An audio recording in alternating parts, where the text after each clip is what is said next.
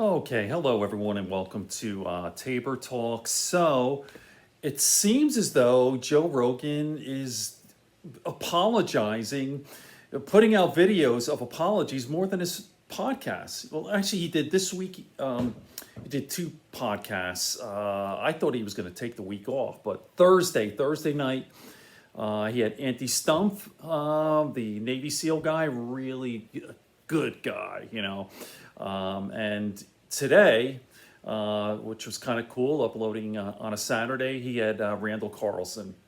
Everyone loves Randall. So, but anyway, what I want to talk about is Joe issued another apology. This one was for Joe apologizes for openly using the N word. Now, this is getting ridiculous, right? So, Joe may be many things, like a meathead and blah, blah, blah. But one thing he's not is a racist. In fact, some people have even said he's, like a wigger, if you want to use that word. It's kind of a derogatory term, but you know what I mean.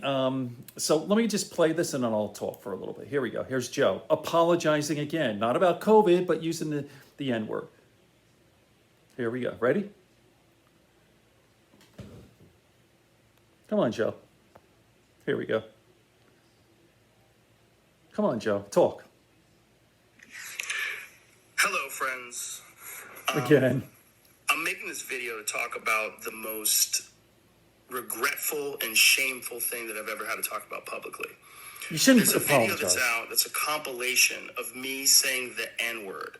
It's a video that's made of clips taken out of context of me of 12 years of conversations on my podcast, and it's all smushed together, and it looks fucking horrible, even to me. Now, I know that to most people, there's no context where a white person is ever allowed to say that word, never mind publicly on a podcast. And I agree with that now. I haven't said it in years, but for a long time, when I would bring that word up, like if it would come up in conversation, instead of saying the N-word, I would just say the word. I thought as long as it was in context, people would understand what I was doing. Of course they would. Like that context was part of the clip we were talking about Red Fox, how Red Fox said that word on television in the 1970s, and how times have changed so much since then. Or about how Richard Pryor used it as one of the titles of one of his albums. Or I was quoting a Lenny Bruce bit, or I was quoting a Paul Mooney bit, or I was talking about how Quentin Tarantino used it repeatedly in Pulp Fiction. Or I was talking about how a Netflix executive, ironically, used it because he was trying to compare it to another offensive word, and he said it out loud, and they fired him. Which is ridiculous. Not calling anybody or just saying the word out loud. I was also talking about how there's not another word like it in the entire English language. That's right. Because it's a word where only one group of people is allowed to use it, and they can use it in so many different ways. Like if a white person says that word, it's racist and toxic, but a black person can use it, and it could be a punchline, it could be a term of endearment. Exactly, it double could be lyrics standard to here. a rap song, it could be a positive affirmation. It's a very unusual word. Especially if you say not nigga, not nigger, nigga. I'm well aware of that now, but for years I used it in that manner. I never used it to be racist because I'm not racist. It's so dumb. But whenever you're in a situation where you have to say, I'm not racist, you fucked up. And I clearly have fucked up. Joe, you didn't fuck up, man. And that's my intention to express myself in this video. To say, there's nothing I can do to take that back. You didn't do anything wrong. I wish I could. Come on, man. Obviously, that's not possible. I do hope that, if anything, that this can be a teachable moment. Because I never thought it would ever be taken out of context and put in a video like that. And now that it is, holy shit, it looks bad. It doesn't look bad. It's part of also me doing this podcast for thousands of hours, thousands of episodes, over 12 years. I said a lot of fucking stupid shit, which is fine when you're talking about most things, but not when you're talking about race. And there's another clip that I have to address. There's a clip from 11 years ago. But the Planet of the I was Apes. telling a story in the podcast about how me and my friend Tommy and his girlfriend, we got really high. We were in Philadelphia, and we went to go see Planet of the Apes. And we didn't know where we were going. We just got dropped off by a cab, and we got dropped off in this all-black neighborhood. And I was trying to make the story entertaining, and I said, we got out, and it was like we were in Africa. It's like we were in Let me just Planet pause of this the for a Apes. second. I did not, nor would I ever say Like- that black people are apes, Let me but pause it it. sure fucking sounded like.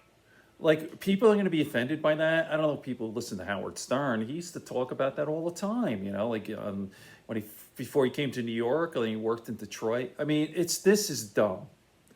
He shouldn't have to apologize. But here we go. Oh, come on, man. that. And I immediately afterwards said, that's a racist thing to say. The Planet of the Apes wasn't even in Africa. I was just saying, there's a lot of Maybe black that people there. one, but- Then I went on to talk about what a positive experience it was and how much fun it was to go to see this movie in a black neighborhood. It wasn't a racist story, but it sounded course not. terrible. And like I said, you can have clunky stories about anything, but not about race. And so I deleted that whole podcast, but obviously somebody made a clip out of it and taken out of context. It looks terrible, but it looks terrible even in context. It's a fucking idiotic thing to say. And I I disagree, was just trying John. to be entertaining. I certainly wasn't trying to be racist. And I certainly would never want to offend someone for entertainment with something as stupid as racism. You know, it is stupid. My hope is that, look, I can't go back in time and change what I've said. I wish Joe, I could. come on, Obviously, man. that's not possible. But I do hope that this can be a teachable moment for anybody that doesn't realize how offensive that word can be coming out of a white person's mouth, in context or out of context. My sincere and humble apologies. I wish there was more that I could say, but all of this is just me talking from the bottom of my heart. It makes me sick watching that video, but hopefully at least some of you will accept this and understand where I'm coming from. My apologies and much love. My sincere, deepest apologies dude. and much love. All right. Listen, I don't want to do more than, let me pause this, you know, almost like 8 minutes. I'll be doing some follow-up videos on this. Plus, there's another video from Joe, actually from a couple of years ago, right, pre-COVID, with, what's his name, Michael Osterholm. I'll get the name and all that the relevant information right when I do the video. So, okay, let me cut it off here. I think the whole thing is ridiculous. Joe is absolutely not a racist, and I even have said, you know, use the word wigger or whatever. I mean, you know, Joe's always having, come on, it's ridiculous. Black comedians, rappers, the whole thing, and Joe's sort of enamored with the, with black culture, if you will. So for Joe to have to apologize for that is ridiculous, absurd, and just completely over the top. Overreach is the word, okay? Okay. Good friends, good books, and a sleepy conscience. TV's in the background. We have the Winter Olympics, okay, in Beijing. Peace, love, and understanding here in Tabor Talk.